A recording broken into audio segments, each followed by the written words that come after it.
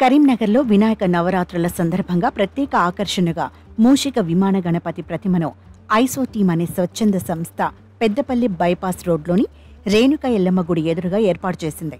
60 అడుగుల పొడవు 15 అడుగుల వెడల్పుతో రూపొందిన ఈ విమానంలో గణపతి పైలట్ రూపంలో కనిపిస్తారు.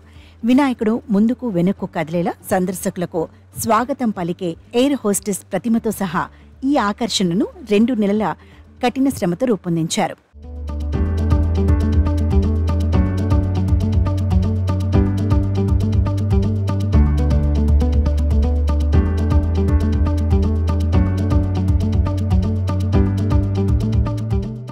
ఇటీవలి విమాన ప్రమాదాల నేపథ్యంలో ఈ మూషిక విమాన గణపతిని రూపొందించినట్లు నిర్వాహకులు తెలిపారు.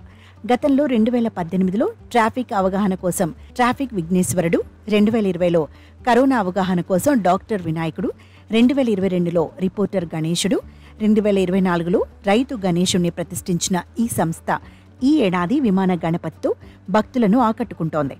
ఈ ప్రత్యేక రూపం భక్తులకు ఆధ్యాత్మిక అనుభూతిని అందిస్తూ సామాజిక సందేశాన్ని కూడా అందిస్తోంది.